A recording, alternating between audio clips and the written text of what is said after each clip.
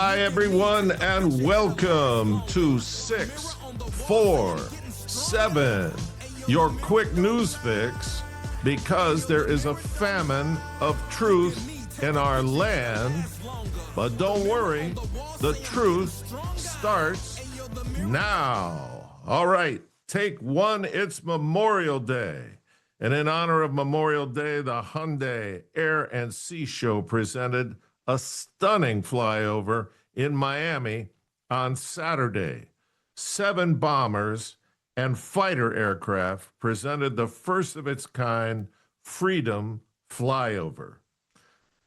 Take time today to honor those who gave it all for our freedom, and those who served and have passed, and those who are veterans and still with us, and those on active duty.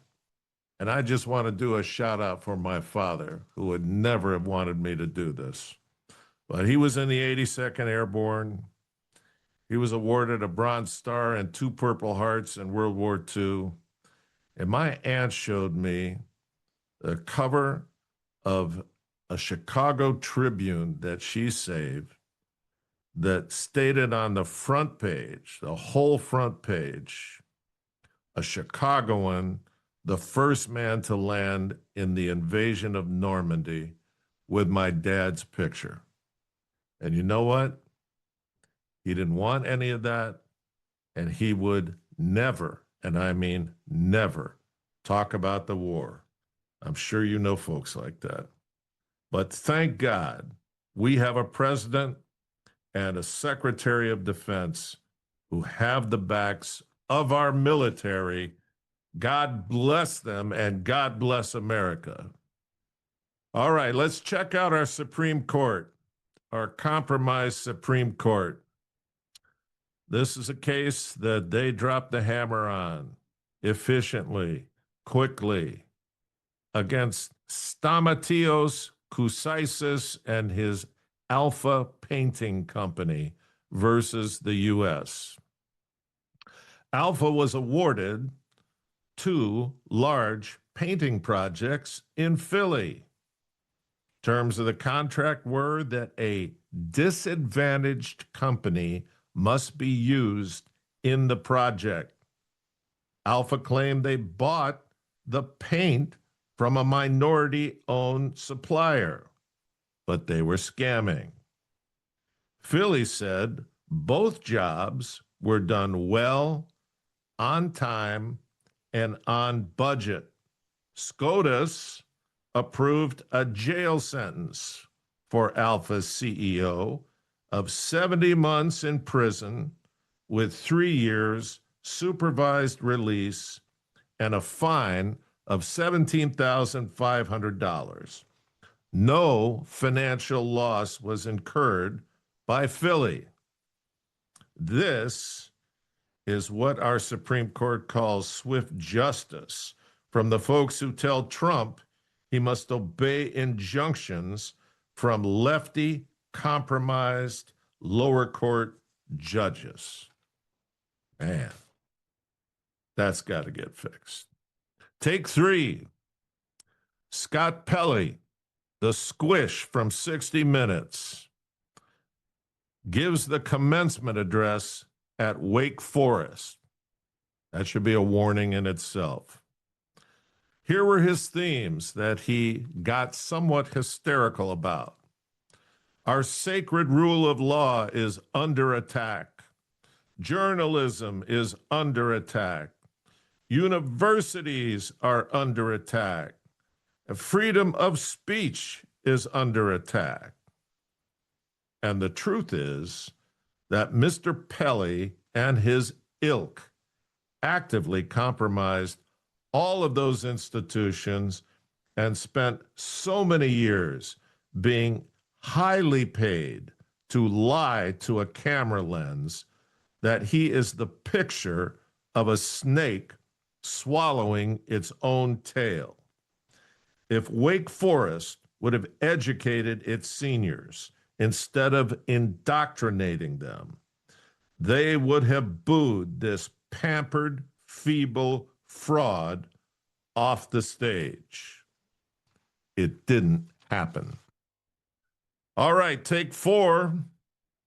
COVID-19 update. Be afraid.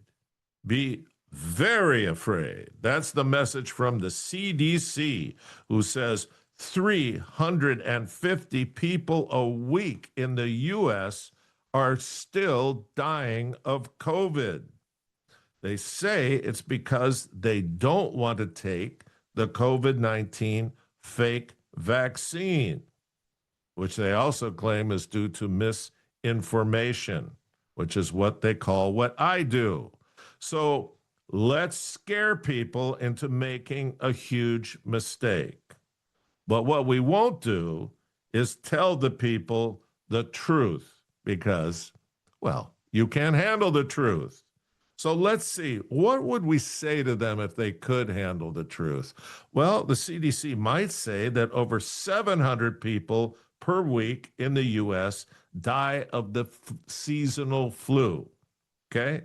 And that happens annually, and they don't say anything. We might also tell them that the vast majority of people getting COVID and dying of COVID have taken the fake vaccine. But we won't tell them that Americans are witnessing the unexplained deaths of young and middle-aged people for poorly explained reasons and silence from the untrustworthy medical community. File this under, you can't handle the truth. Take 5. File this under Doc Don'ts. A Texas rheumatologist has been sentenced to 10 years in prison after 20 years and $118 million of false claims and false diagnoses on countless patients whose lives he ruined by pumping them full of meds they did not need. Jorge Zamora Quezada, 68, defrauded patients and private health insurance and the government by diagnosing people with RA, rheumatoid arthritis, that they did not have. Doc Jorge administered unneeded injections, infusions, x-rays, MRIs, and fabricated medical records. Sound familiar? Pay attention. Doc Jorge kept his medical records in a shed full of rats and termites. You cannot make this stuff up. And take 6. Duck Dynasty has lost their patriarch at 79 years old.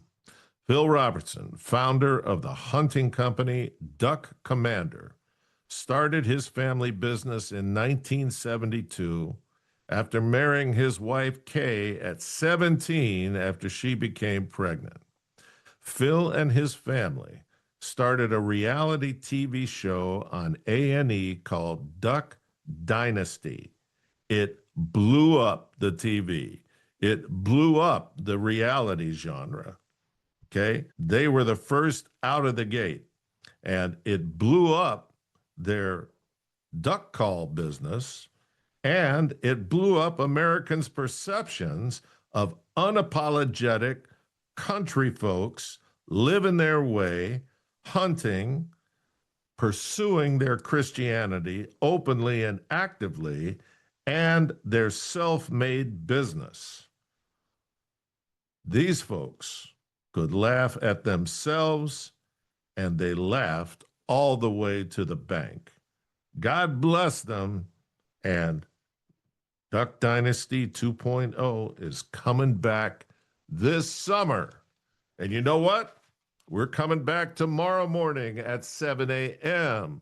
with 6 things that will illuminate what's going on in our country right now. So please like us, share us, make comments, and have a great day celebrating America, its freedoms, and the blood that paid for them. Have a fantastic time on Memorial Day. God bless you. God bless America. Look at me, take a picture, it'll last longer. The mirror on the wall say I'm getting stronger. And yo, the mirror don't lie. If you want the truth, don't close your eyes.